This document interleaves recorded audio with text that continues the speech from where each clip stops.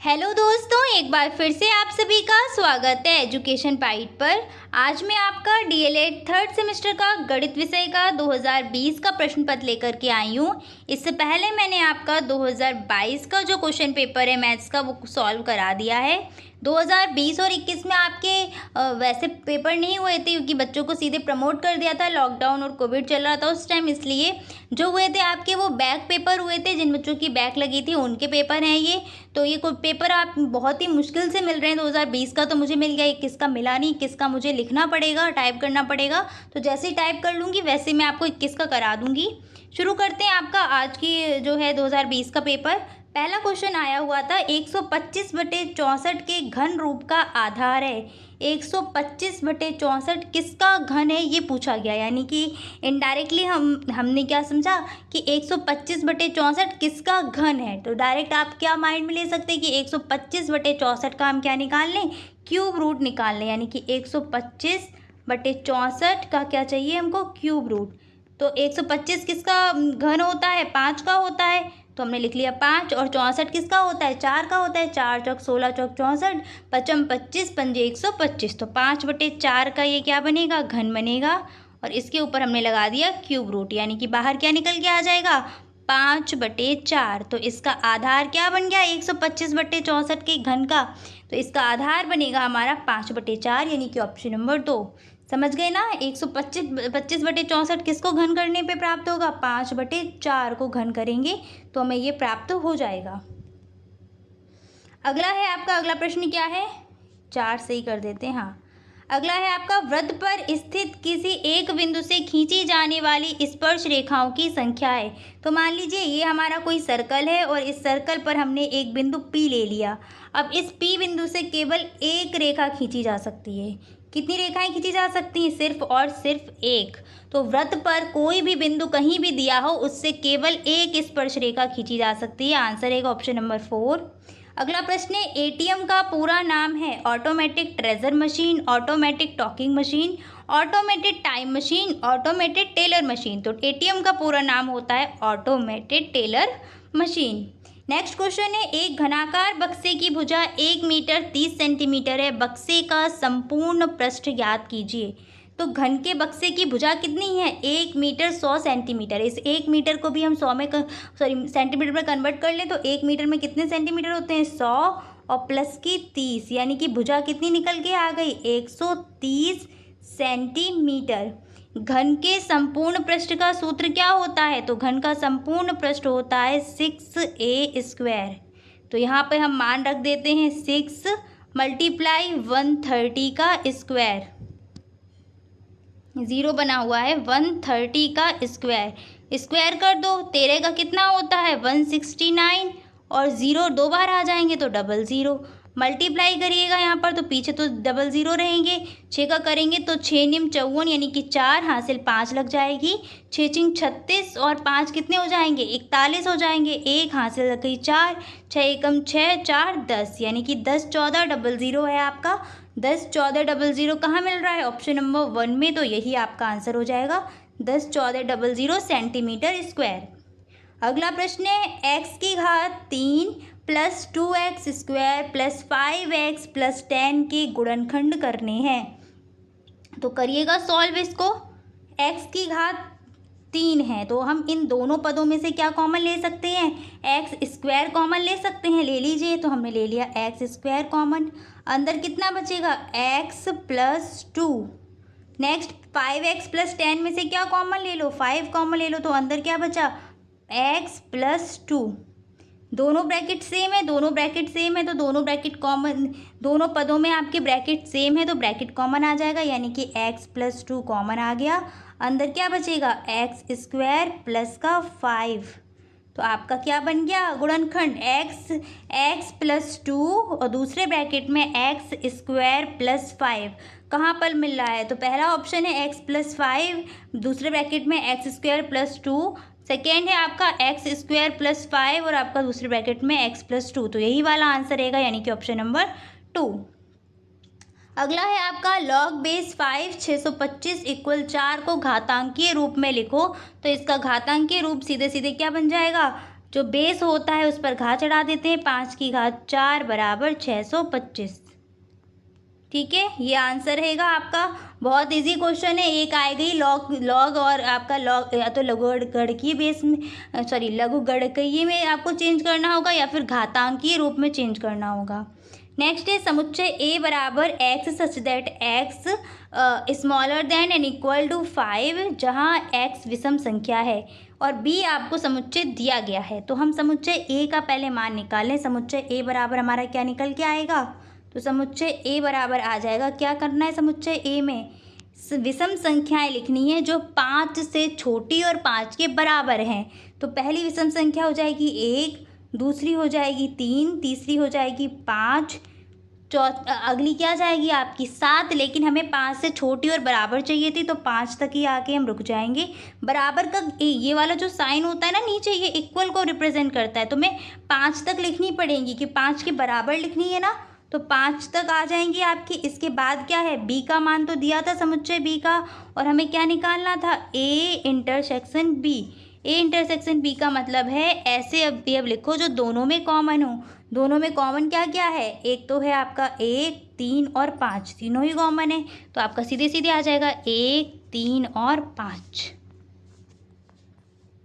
समझ में आ गई बात?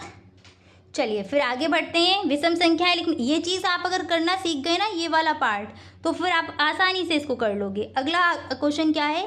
किसी कारखाने में 200 व्यक्ति काम करते थे और इसमें से 25 व्यक्ति काम करने नहीं आए, तो काम करने वाले और काम न करने वाले व्यक्तियों का अनुपात ज्ञात करो। काम कितने कर रहे थे? 200 काम कर रहे थे और इन 200 में 25 नहीं आए। उसने पूछा है काम करने वाले और ना करने वालों का रेशियो क्या बनेगा। तो 200 काम कर रहे थे, 25 ने नहीं किया, तो क्या हो जाएगा? 200 अनुपात 25। 5 से डिवाइड कर दीजिए, तो यहाँ 5 चौके 20 यानी कि 40, और ये बन जाएगा 5 25। फिर से ये 5 से डिवाइड हो रहा है, 5 एकम 5 और 5 अट्ठे 40, यानी कि रेशियो हमारा क्या बन के आया? 8 अनुपात 1। समझ में आ गई बात? अगला प्रश्न है x square plus 7x plus 14 में x प्लस 3 से भाग देकर भागफल और शेषफल ज्ञात कीजिए। चलिए इस क्वेश्चन को हम सॉल्व करते हैं।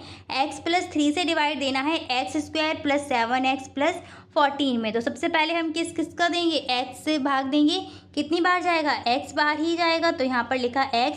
अब इस x का इन दोनों पदों में मल्टीप्लाई करते हैं, तो क्या बन जाएगा? एक्स स्क्वायर प्लस का 3x, माइनस करेंगे तो यहाँ माइनस किया, चिन्ह बदल जाएंगे, ये घट जाएंगे। 7 में से 3 गया, कितना बचा? 4x। 14 का उतारा ले लिया यानी कि प्लस का 14। अब इसमें देंगे तो कितनी बार जाएगा? 4 बार जा रहा है, तो प्लस का 4। 4 का इन दोनों पदों में मल्टीप्लाई करना पड़ता है, तो कितना बन जाएगा? 4x और 4 तियाँ 12 प्लस का 12।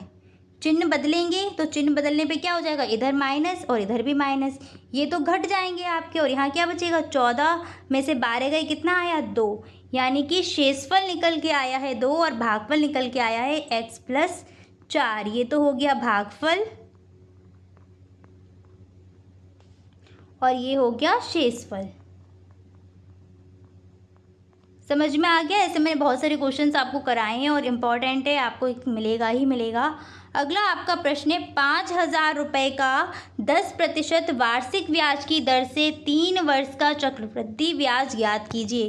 कितने रुपए का? 5,000 रुपये का। चलो सॉल्व करते हैं इसको। कितने रुपए थे हमारे पास? 5,000 रुपये। बाकी सारी चीज़ें तो आप लिख ही लेंगे, सीधे सीधे फॉर्मूला लगाते हैं चक्रवृद्धि मिश्रधन का। तो चक्रवृद्धि मिश्रधन बराबर होता है P ब्रैकेट में 1 + R/100 की पावर T।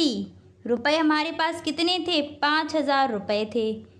कितने प्रतिशत हमारे पास दर थी? तो दर थी हमारे पास 10%।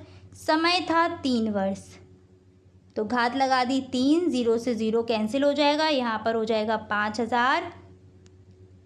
यहाँ कितना बनेगा? 10, ये तो 10 है ना, तो 10 और 10 एकम 10 और 1 11/10 का होल क्यूब। खोल दीजिए इसको, तो कितना हो जाएगा? 5,000 गुणा 11/10 गुणा 11/10 फिर से गुणा 11/10, 0 0 0 3 0 कैंसिल हो जाएंगी, आपका निकल के आएगा 5 गुणा 11 का क्यूब होता है 13 31। कितना होता है क्यूब? 11 का क्यूब होता है 13 31। मल्टीप्लाई कर दो, कितना आ जाएगा? 5 एकम 5, 5 तिया 15, हासिल 1 हो जाएगी, 5 तिया 15 और 1 16, 5 एकम 5 और 1 6, यानी कि 6,655 रुपये हमारा मिश्र धन निकल करके आया है। आ गया सभी का? चलिए तो फटाफट से फिर हम आगे बढ़ते हैं। अगला हमारा प्रश्न क्या है? नेक्स्ट क्वेश्चन है 2.5 अनुपात x समानुपात 1.25 अनुपात 2.5 हो तो x का मान ज्ञात कीजिए। चलिए इसको भी हम सॉल्व कर लेते हैं। क्या बोला गया था हमसे? 2.5। पहले मैं यहाँ क्वेश्चन लिख देती हूँ कि वहाँ पर प्रिंट थोड़ा सा गड़बड़ है आपका। 2.5 अनुपात x समानुपात 1.25 और फिर से आपका अनुपात दिया था 2.5 का में आपको x का मान निकालना था। तो अंतः पदों का गुणनफल बराबर किसके होता है? बाह्य पदों के गुणनफल के। तो लगा दीजिए सीधे सीधे। क्या बन जाएगा आपका? x multiply 1.25 equal 2.5 multiply 2.5। पक्षांतर करो, कितना आ रहा है? x इक्वल यहाँ पर हो जाएगा 2.5 मल्टीप्लाई 2.5 अपॉन 1.25। दशमलव हटाया, ऊपर बढ़ जाएंगे 2 0। ये नीचे भी हम कर सकते हैं। दशमलव हटाया ऊपर से, नीचे 1 0 आया, फिर दशमलव हटाया, कितना आ गया? 1 0। 2 0 से 2 0 कैंसिल हो जाएंगे। अब 25 से डिवाइड कर दीजिए। 25 पंजे 125 और 5 से आपका ये जाएगा 25, यानी कि x का मान कितना निकल के आया? सीधे सीधे 5 निकल करके आ गया। सभी का आ गया x का मान 5। उम्मीद कर रही हूँ क्वेश्चन नंबर 11 था ये आपका। 11वें क्वेश्चन का आंसर निकल के आ गया होगा 5। आगे बढ़ते हैं। अगला आपका क्या है? 12वां प्रश्न। पार्श्व चित्र में O वृत्त का केंद्र है ABCD एक चक्रीय चतुर्भुज है। यदि एंगल ADC बराबर 140 हो तो एंगल BAC बराबर ज्ञात करना है। चित्र को देख लो, वरना मैं आपको नीचे चित्र मैंने बनाया हुआ है, आप यहाँ से देख सकते हैं। कुछ ऐसा है जिसमें आपको बोला है O वृत्त का केंद्र है एंगल ADC, यानी कि जो ये वाला एंगल है वो कितना दिया है? 140 दिया गया है। और आपसे एंगल BAC यानी कि जो पर्पल से मैंने बनाया हुआ है ये वाला ज्ञात करना है। तो देखो यहाँ पर सबसे पहले, और आपसे क्या बोला है? ABCD एक चक्रीय चतुर्भुज है। जब ABCD एक चक्रीय चतुर्भुज है तो ये वाला कोण यानी कि एंगल ABC और एंगल ADC क्या हो जाएंगे? इन दोनों का योग 180 होगा। चक्रीय चतुर्भुज में जो सम्मुख कोण होते हैं उनका योग कितना होता है? 180 डिग्री। तो हम यहाँ पर लिख सकते हैं ABCD चक्रीय चतुर्भुज हैं। मैं बोलती चल रही हूँ, मेरे शब्दों पर भी जाना। हो सकता है आपको मेरी राइटिंग यहाँ क्लियर समझ में नहीं आए। एंगल ABCD एक चक्रीय चतुर्भुज है, इसलिए आपका क्या हो जाएगा? एंगल ADC कौन सा? ये वाला एंगल प्लस हो जाएगा सम्मुख कोण। इसके सम्मुख कौन सा बन रहा है? ये वाला बन रहा है ना। तो इसके सम्मुख वाला क्या लिख देंगे? एंगल ABC बराबर कितना हो जाएगा? 180 डिग्री। ये हम क्यों कर रहे हैं? क्योंकि हमें देखो एक चीज़ यहाँ पर देख पा रहे हो, ये क्या बन रहा है? एक ट्रायंगल बन रहा है। इस ट्रायंगल में हम ये वाला एंगल तो निकाल रहे हैं कि अर्धवृत्त में बना कोण 90 होता है हमारा। अगर हम ये और पता कर लें तो ट्रायंगल के कोणों का योग लगा के हम ये वाला एंगल भी फाइंड कर सकते हैं। इसलिए हमें ये करना पड़ेगा। जो आपके ज्योमेट्री के क्वेश्चन है, सबसे पहले तो आपको यही समझना है कि आप क्या करें, कौन सी ट्रिक लगाएं कि आपका आंसर निकल आए। तो यहाँ पर हम सारे के सारे मान रख देते हैं। ADC हमारा दिया था 140, तो यहाँ से एंगल ABC कितना निकल के आ जाएगा? सीधे सीधे 40 डिग्री। माइनस करेंगे तो एंगल ABC बराबर 180 डिग्री माइनस 140, तो एंगल ABC निकल के कितना आ गया? 40 डिग्री। क्लियर हो गई। दूसरी बात हम क्या लिखेंगे? Angle ACB। एंगल ACB क्या है? एक हमारा अर्धवृत्त में बना कोण है, इसलिए हमारा एंगल ये क्या रहेगा? 90 डिग्री का। तो यहाँ पर लिखो एंगल ACB अर्धवृत्त में बना कोण है। अर्धवृत्त में स्थित कोण है। प्रमेय होती है ना, अर्धवृत्त में बना कोण बराबर 90 अंश। तो अर्धवृत्त में बना कोण है, इसलिए हमारा जो एंगल ये रहेगा, एंगल ACB बराबर 90 अंश। अब आते हैं वापस चित्र पर। ये एंगल पता चल गया कितने का है, ये वाला है 90 का, ये वाला है 40 का। अब हम लगा सकते हैं ना, त्रिभुज के तीनों कोणों का योग कितना हो जाएगा, 180 डिग्री। दो पता है, एक 90 है, एक 40 है, तीसरा निकल आएगा। 9 4 15 और 180 में से माइनस करेंगे कितना आ जाएगा,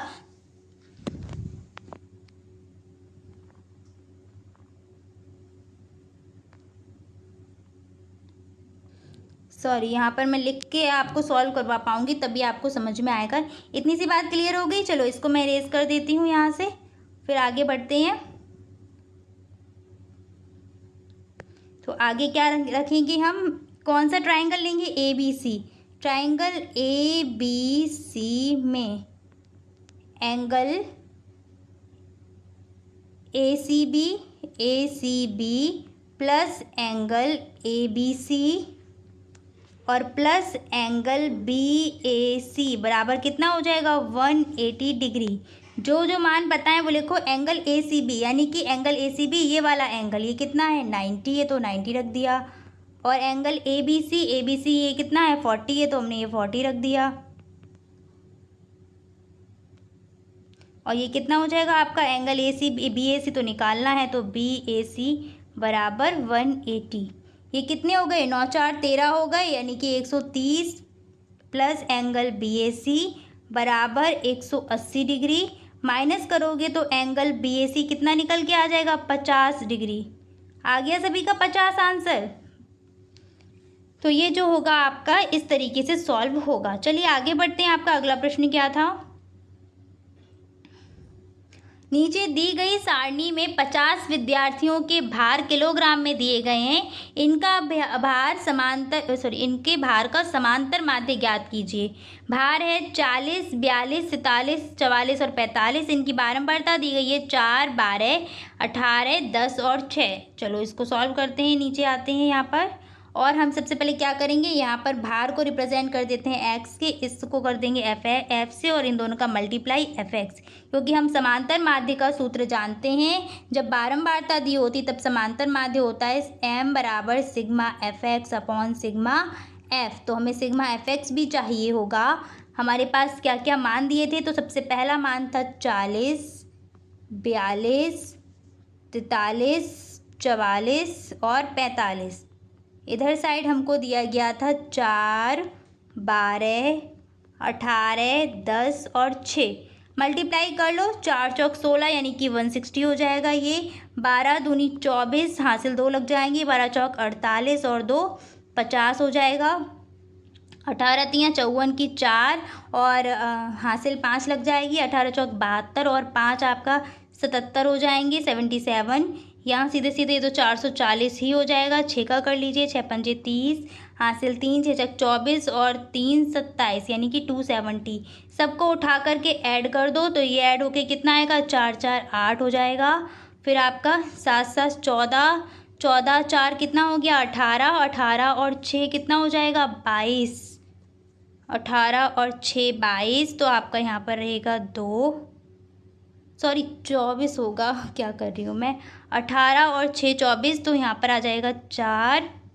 हासिल कितनी हो जाएगी, 2 हो जाएगी हासिल, तो 5 2 7 और 1 8, 8 7 15, 15 और 2 17, 17 4 21। देखो कैसे भी ऐड करो, मेरा ऊपर नीचे हो रहा होगा, तो आप अपने तरीके से अपना ऐड करिए, ठीक है। नेक्स्ट इसको ऐड करेंगे तो 6 4 10 और 8 2 10 10 20 हो जाएंगे, हासिल 2 हो जाएगी, 3 4 और 1 5 यानी कि 50। बस सूत्र लगा दो, m बराबर sigma fx upon sigma f। Sigma fx का मान कितना है, 21 48 और इसका मान कितना है, 50।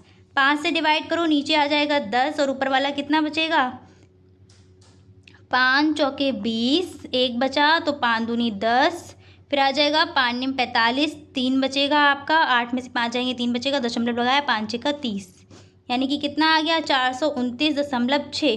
और जैसे ही 10 से डिवाइड करेंगे तो आंसर हो जाएगा 42.96। क्लियर हो गया? उम्मीद कर रही हूँ समझ में आ गया होगा। आगे बढ़ते हैं, आपका अगला प्रश्न क्या है? नेक्स्ट है आपका, वृत्त की जीवा की लंबाई उसकी त्रिज्या के बराबर है। जीवा द्वारा लघु वृत्तखंड पर अंतरित कोण का मान ज्ञात कीजिए। चलिए सॉल्व करते हैं इसको। यहाँ पर मैंने क्वेश्चन भी लिख दिया है कि वृत्त की जीवा की लंबाई उसकी त्रिज्या के बराबर है, तो जीवा द्वारा लघु वृत्तखंड में अंतरित कोण ज्ञात कीजिए। सबसे पहले चित्र बनाओगे, एक वृत्त बनाओगे, त्रिज्या और जीवा की लंबाई बराबर है, यानी कि ये लंबाई और ये लंबाई तीनों बराबर हो गई। तो कैसा त्रिभुज बन गया? ये समबाहु त्रिभुज बन गया। जैसे ही ये समबाहु त्रिभुज बना तो समबाहु त्रिभुज के तीनों कोणों का योग तो 180 होता है, चाहे कैसा भी त्रिभुज हो। पर समबाहु त्रिभुज है ना, तो तीनों कोण बराबर होंगे। तीनों कोण बराबर है, इसका मतलब तीनों कोण हैं कितने? तीनों कोणों का योग है 180। कोण है टोटल 3, तो एक कोण कितने का निकल आएगा? 3 × 6 = 18, यानी कि 60 डिग्री का है। सारे के सारे एंगल कितने के हैं? 60 के हैं। ये वाला भी कितने का? 60 का। ये भी 60 का है और ये वाला भी 60 का है। हमें कौन सा एंगल चाहिए? ये वाला चाहिए। सबसे पहले तो मैं यहाँ पे नामकरण कर दूँ इनका। ये रहा A, ये रहा B, इसको दे देते हैं C नाम। अब ये एंगल तब निकल सकता है जब हम एक चक्रीय चतुर्भुज बनाएं। चक्रीय चतुर्भुज क्या करना है? एक एंगल कुछ इस तरीके से ड्रॉ कर लें। ये एंगल 60 है और एकांतर वृत्तखंड में जो परिधि पर कोण बनता है, ये क्या होता है? केंद्र पर बने कोण का आधा होता है। ये 60 है, तो ये वाला एंगल कितना हो जाएगा? ये हो जाएगा 30 डिग्री का। ये 30 का हो गया। और इसके सम्मुख एंगल कौन सा बन रहा है हमारा? ये वाला। ये 30 है, तो ये कितना हो जाएगा? 180 माइनस का 30, यानी कि कितना बन जाएगा? 150 डिग्री। क्लियर हो गई ये बात? उम्मीद कर रही हूँ समझ में आ गया होगा। क्या किया मैंने? सबसे पहले मैंने आपसे कहा कि क्या करो, तीनों उसको बराबर करके एक इस तरीके से यहाँ फिर से ड्रॉ कर देते, शायद समझ में नहीं आया। तो देखो, हमें ओ बोला था वृत्त का केंद्र है। ओ क्या है? वृत्त का केंद्र है। वृत्त के केंद्र से परिधि तक की दूरी क्या होती है? त्रिज्या होती है। तो हमने कुछ इस तरीके से एक लाइन ड्रॉ कर दी, यानी कि त्रिज्या को मिला दिया। ठीक है, हमें जो बोला था, क्या बोला था? जीवा त्रिज्या के बराबर है। तो जीवा त्रिज्या के बराबर है, यानी कि एक इस तरीके से जीवा भी खिंची होगी। और यहाँ पर अब हम जो एंगल बनाएंगे, ये कितना बनेगा? ये तीनों जब मिलेंगी भुजाएं तो क्या बना देंगी? त्रिभुज। ये भी त्रिज्या है हमारी, ये भी त्रिज्या है, दोनों बराबर। और हमसे बोल दिया जीवा भी बराबर है, यानी कि तीनों भुजाएं बराबर हो गई। तीनों भुजाएं बराबर हो गई, यानी कि समबाहु त्रिभुज बन गया। और समबाहु त्रिभुज बना तो समबाहु त्रिभुज की तीनों भुजाएं बराबर और तीनों कोण बराबर। तो फिर हमारे तीनों कोण का योग कितना होता है? 180 होता है। यहाँ से हमारे एक एंगल निकल आएगा, एक कोण कितना आ जाएगा? 60 डिग्री। तो ये भी 60, ये भी 60 और ये भी 60। ठीक है, वही मैंने 60 60 60 कर दिए। लघु वृत्तखंड बोला था। दीर्घ कौन सा होता है? दीर्घ होता है बड़ा वाला, जो ये वाला है। लघु वृत्तखंड नीचे वाला है, तो लघु वृत्तखंड में बना हुआ कोण चाहिए था। लघु वृत्तखंड का कोण कैसे निकलेगा? तो ये वाला जो एंगल है, ये तब निकल सकता है जब इसके ऊपर का हमें एक एंगल पता हो। और वो कैसे निकल आएगा? केंद्र पर बना कोण परिधि पर बने कोण का दुगना होता है। केंद्र वाला 60 है, तो परिधि वाला इसका आधा हो जाएगा, क्योंकि केंद्र वाला दुगना है ना, तो परिधि वाला आधा होगा। 60 है, वो कितना हो जाएगा? 30 हो जाएगा। जैसे ही हमें ये 30 निकल के आया हमारे पास, अब हम क्या करेंगे? अब हम चक्रीय चतुर्भुज बना लिया हमने। ए सी बी और डी। ए सी बी डी एक चक्रीय चतुर्भुज है, और इस चक्रीय चतुर्भुज में हमारा क्या हो जाएगा? Angle A C B plus angle A D B equal 180 degree. वो वाला हमारा ए डी बी 30 था, ये वाला कितना यहाँ से निकल आएगा? 150 डिग्री। क्लियर हो गया? अब तो समझ में आ गया होगा। चलो आगे बढ़ते हैं। आपका अगला प्रश्न क्या है? नेक्स्ट क्वेश्चन है आपका, निम्नलिखित को सरल कीजिए। नेक्स्ट क्वेश्चन है आपका, निम्नलिखित को सरल कीजिए। 2 की घात -2, तो इसको मैं यहाँ पर सरल करते हुए लिखती हूँ। क्वेश्चन भी वहाँ प्रिंट अच्छा नहीं है, आपको समझ नहीं आ रहा होगा, तो क्वेश्चन मैं यहाँ पर नोट कर रही हूँ। 2 की घात -2, फिर हम लगाएंगे माइनस, ब्रैकेट स्टार्ट करेंगे, -2 की घात -3 माइनस लगाएंगे, फिर ब्रैकेट स्टार्ट, 2 की घात माइनस का 2 माइनस 3 की घात माइनस 2। ये हमारा प्रश्न है। हम क्या करें, सबसे पहले इन घातों को प्लस में कन्वर्ट कर दें, और प्लस में कन्वर्ट करने के लिए क्या करेंगे, इन सभी घातों को हम अपॉन में भेज देते हैं। तो हमारा यहाँ पर क्या बन जाएगा, इक्वल 1/2 की पावर 2 माइनस माइनस यहाँ पर 2 है, अंदर एक माइनस लगा है तो वो तो लगा ही रहेगा। यहाँ क्या बन जाएगा, 1/2 की घात प्लस की 3। ठीक है, माइनस ब्रैकेट स्टार्ट 1/2 की घात प्लस की 2 माइनस 1/3 की घात प्लस की 2। ये बन गया, सब बदल दिए चिन्ह। अब क्या हो जाएगा, ये 2 दूनी 4 तो 1/4 माइनस माइनस 2 दूनी 4 दूनी 8 हो जाएगा यहाँ पर, फिर माइनस लगेगा, यहाँ कितना हो जाएगा 1/4 प्लस जो माइनस है वो तो माइनस रहेगा, माइनस 3 तिरका 9 यानी कि 1/9। अब सॉल्व करना शुरू करो, तो यहाँ पर हो जाएगा 1/4 माइनस लगेगा, यहाँ माइनस का 1/8 माइनस, यहाँ पर एलसीएम ले लो तो एलसीएम सीधे सीधे 4 निम 36 आ जाएगा, तो 9 माइनस का 4 कितना बनेगा, 1/4 माइनस माइनस का 1/8, जैसे ही घटाया 9 में से 4 या कितना बचेगा 5, तो बाहर आ जाएगा 5/36। ठीक है, चलो अब इसको आगे सॉल्व करते हैं। क्या करेंगे, 8 और 36 का एलसीएम लेंगे, और 8 और 36 का एलसीएम कितना आ जाएगा 72। चाहे तो गुणनखंड विधि से भी ले सकते हो, मैंने इसको गुणनखंड विधि से लिया है। 36 का फैक्टर कर लिया, 9 गुणा 4 हो जाएगा, और 8 के करेंगे तो 8 के क्या आ जाएंगे 4 गुणा 2, कॉमन 4 मिल रहा है तो 4 कॉमन ले लिया, 9 अलग मिला, ये मिला अलग, तो क्या बन जाएगा सीधे सीधे 9 8 72। ठीक है, तो आपका क्या बनेगा, यहाँ पर एलसीएम बन गया हमारा 9 8 72, तो 72 एलसीएम हो गया। डिवाइड कर देते हैं अब, तो यहाँ पर कितना आ जाएगा 8 निम 72, तो यहाँ आ जाएगा माइनस का 9, 36 दूनी 72 आपका, तो 5 दूनी 10। ऐड कर दो तो 1/4 माइनस अंदर आ जाएगा माइनस का 19/72। ठीक है, चलो बाहर निकाल देते हैं, 1/4 माइनस माइनस प्लस का 19/72 हो जाएगा। एलसीएम लेंगे तो ये एलसीएम 72 ही आएगा हमारा। 4 से डिवाइड करिए 72 को, तो 4 से जाएगा आपका 18, 4 का होता है 72, सीधे सीधे 18 आ जाएगा। यहाँ पर हो जाएगा प्लस का 19, 19 और 18 को ऐड करेंगे तो कितना हो जाएगा 8 9 17 की 7 हासिल 1, और आपका 1 2 3 यानी कि 37/72 आंसर निकल करके आएगा। सभी का आ गया 37/72। अगला प्रश्न है आपका 2 की घात 5 गुणा 18 की घात -2 में डिवाइड करना है 2 की घात -3 से।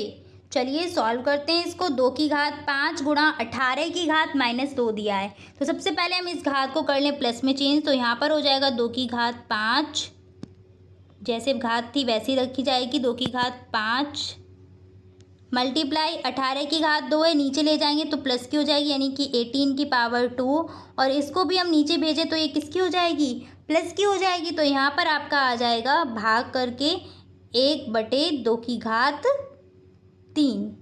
अब यहाँ पर क्या करो, जो डिवाइड का साइन है इसको मल्टीप्लाई में चेंज कर दीजिए, तो आपका कितना हो जाएगा, ये 2 की घात 5 गुणा 1/18 को 9 गुणा 2 लिख सकते हैं, तो 18 को मैं 9 गुणा 2 लिख दिया, होल स्क्वायर हो जाएगा इसका। डिवाइड को जैसे ही प्लस किया तो यहाँ पर क्या हो जाएगा 2 की घात 3 ऊपर पहुँच जाएगी। अब अपोजिट कर देते हैं तो ये ऊपर पहुँच जाएगी और अपॉन 1 नीचे आ जाएगा। अब यहाँ क्या बन जाएगा 2 की घात 5 और 3, 2 की घात 5 और 2 की घात 3 कितना हो जाएगा यहाँ पर 5 3 8, तो सीधे सीधे ऐड करके लिख दो, नहीं तो आप 2 की घात 5 + 3 लिख दीजिए। नीचे क्या हो जाएगा 9 का स्क्वायर मल्टीप्लाई 2 का स्क्वायर भी दिया है तो 2 का स्क्वायर लिख दो। यहाँ पर बन जाएगी 2 की घात 8 बटे 9 की घात 2 मल्टीप्लाई 2 की घात 2। अब क्या कर सकते हो आप 2 की घात 2 ऊपर भेज दो, तो 2 की घात 8 -2 हो जाएगा, क्योंकि भाग में है तो घातें घट जाएंगी, और यहाँ पर बचेगा 9 का स्क्वायर, तो 2 की घात 6 बटे 9 का स्क्वायर। ये आपका आंसर निकल के आ गया। चाहे तो आप मल्टीप्लाई कर लीजिए। 2 की पावर 6 का मान होता है 2 दूनी 4 दूनी 8 दूनी 16 दूनी 32 दूनी 64, यानी कि 64 और 9 के स्क्वायर का मान हो जाएगा 81, यानी कि 64/81 मान निकल करके आएगा। ठीक है, चलो आगे बढ़ते हैं। अगला प्रश्न क्या है, एक टेलीविज़न सेट का मूल्य 1565 रुपये है। यदि उसके मूल्य में प्रतिवर्ष 8% घटता है तो 3 वर्ष बाद उसके मूल्य में कितनी गिरावट आएगी। तो देखो इस प्रश्न को कैसे सॉल्व करेंगे हम। कितना है मूल्य, 1565 वर्ष है, 1565 है। कितना है मूल्य, 1565। कितने प्रतिशत की गिरावट आ रही है, 8% की। तो या तो यहाँ पे सूत्र लगा दो, कौन सा वाला, मिश्र धन वाला। मिश्र धन वाला सूत्र क्या होता है वो मैं साइड में आपको लिख के बता देती हूँ। A=P1+R/100T। लेकिन अब घट रही है तो इस प्लस की जगह क्या लगा दीजिए, माइनस। तो बन जाएगा 1+R/100T।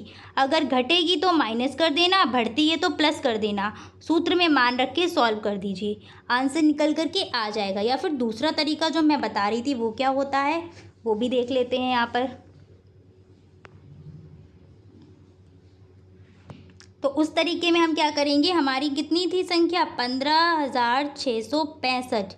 कितनी घट रही है, 8% घट रही है, यानी कि 8% घटी तो कितनी बचेगी, 100 - 8 यानी कि 92। तो यहाँ पर रहेगा 92/100। एक वर्ष में तो ये घटी, कितने वर्ष तक घट रही है, 3 वर्ष तक। तो एक बार 92/100 लिख दिया, 3 बार हमें लिखना पड़ेगा। 3 वर्ष तक घट रही है तो 3 बार लिखेंगे, 2 वर्ष तक घट रही है तो 2 बार लिखेंगे। 92/100। अब जैसे चाहो वैसे इसको डिवाइड कर लो। 5 से डिवाइड करते हैं सबसे पहले, आसान है 5 से करना। तो यहाँ पर क्या बचेगा, 5×3 = 15, फिर 5 एकम 5, 1 बचेगा, 5 दूनी 10 और 5m 25। ये जाएगा आपका 5 दूनी 10 यानी कि 20 बचेगा यहाँ पर। फिर से ये 5 से डिवाइड हो जाएगा तो यहाँ कितना बचेगा, 5×6 = 30, 5 दूनी 10, 5m 25। यहाँ पर आ जाएगा 5 चौके 20। फिर से 5 से डिवाइड कर दीजिए, सॉरी 25 से सीधे सीधे जाएगा। ये 25 का वर्ग है ना, तो 25 का यहाँ पर कर देते हैं, 25 का 25 में करते हैं तो सीधे सीधे आपका मिलता है 25। तो ये 25 बार जाएगा और यहाँ पर 25 चौके 100। अब ये सीधे कट रहा है, 25 चौके 100 यानी कि हर जगह 4 4 मिल गया। तो आपके कट पिट के कितना गया, 92 × 92 × 92/4 × 4 4 से सभी को डिवाइड कर दीजिए, कितना बचेगा आपका। तो 4 से करेंगे, 4 दूनी 8 और 4 तियाँ 12। सेम यहाँ पर भी 4 दूनी 8, 4 तियाँ 12, 4 दूनी 8, 4 तियाँ 12। मल्टीप्लाई कर दो तो 23 का जो वर्ग होता है, 23 का वर्ग होता है 529। इसमें हम 23 का फिर से मल्टीप्लाई करेंगे तो 23 90 आपके होते हैं 207। तो आपका यहाँ पर 7 आ जाएगा, हाथ से लग जाएगी 20। 23 दूनी 46, 46 और 20 कितना हो जाएगा, 66। तो 66 की 6 हाथ से लग जाएगी यहाँ पर 6, 66 का 6 नीचे आ गया, हाथ से 6 लग गई। 23 आपका 23 पंजे कितने होते, तो 23 पंजे 115, 115 और 6 हो जाएगा 121, यानी कि 12167 आपका निकल करके आया है। ये क्या हुई, मूल्य में गिरावट हो गई। हमसे क्या पूछा गया था प्रश्न में, तो हमसे पूछा गया था कि कितने मूल्य में गिरावट हुई, कितनी गिरावट हुई है।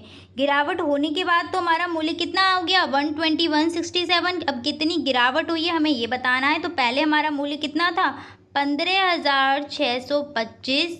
गिरावट कितने की हो गई है, 121 और यहाँ पर 67 माइनस करो। अब हमें पता चलेगा कि कितने की गिरावट हो चुकी है। तो 15 में से 8 जाएंगे आपके 7 बचेगा, 11 में से 6 गए 5 बचा, 5 में से 1 गया 4 बचा और 5 में से 2 गया 3 बचा, यानी कि 3458 रुपये की गिरावट हुई है। क्लियर हो गया। चलिए आगे बढ़ते हैं। आपका अगला प्रश्न क्या है, नेक्स्ट क्वेश्चन है, लोहे के घनाभ के आकार के टुकड़े की लंबाई 75 सेंटीमीटर, चौड़ाई 15 सेंटीमीटर और ऊंचाई 5 सेंटीमीटर है। इनमें से 15 सेंटीमीटर, 30 सेंटीमीटर और 1 सेंटीमीटर ऊंचाई के कितने टुकड़े बनाए जा सकते हैं। तो देखिए कितने टुकड़े बनेंगे। सबसे पहले जो बड़ा घनाभ है उसकी लंबाई चौड़ाई कितनी है, उसकी लंबाई है 75 सेंटीमीटर, चौड़ाई है 15 सेंटीमीटर और ऊंचाई कितनी दी है, ऊंचाई दी गई है 5 सेंटीमीटर।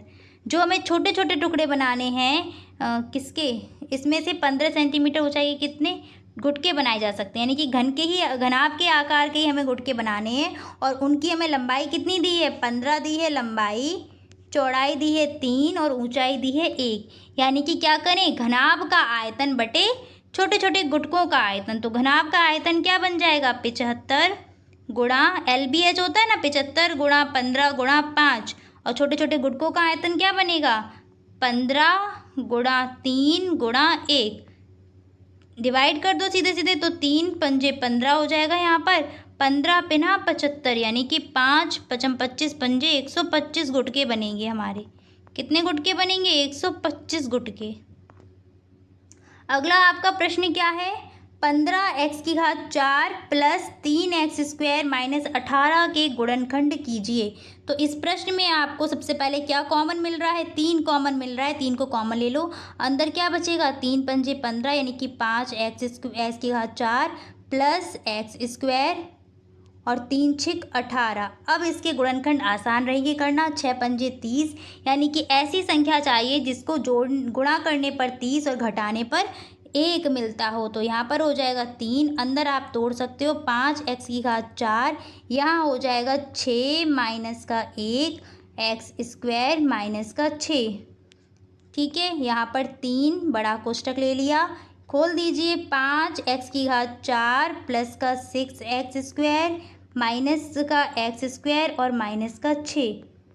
कितना आ जाएगा, 3 कॉमन ले लो, कितना कॉमन आ रहा है, x2 यानी कि x² कॉमन आ रहा है, अंदर बचेगा 5x² प्लस का 6 ब्रैकेट क्लोज, माइनस किया, -1 कॉमन आ रहा है तो -1 कॉमन लिया, अंदर कितना बचेगा, x²। एक सेकेंड, यहाँ पर 6 - 1 नहीं, 6 - 1 नहीं होगा, 5 होगा। एक सेकेंड, मैं इसको ठीक कर देती हूँ। यहाँ 6 - 5 रखना है, मैंने गलती से 1 रख दिया, तो 6 - 5 की वजह से यहाँ भी 5 आ जाएगा। 5 आएगा वहाँ पर, तो -1 कॉमन लेते हैं, यहाँ हो जाएगा 5x² प्लस 6। दोनों ब्रैकेट हमारे सेम हैं, तो अब हम क्या कॉमन ले लेंगे, 5x² प्लस का 6 और हमारा अंदर क्या बचेगा, x² माइनस का 1। गुणनखंड आपके हो गए हैं, आंसर निकल आया ये वाला। ठीक है, चलिए, तो आपके 18 क्वेश्चन सारे के सारे मैंने इस क्लास में कंप्लीट करा दिए। मिलेंगे फिर आपकी अगली क्लास में, बड़ा पेपर था आपका। ठीक है, चलिए, thanks for watching and please like share and subscribe my channel. Bye, take care.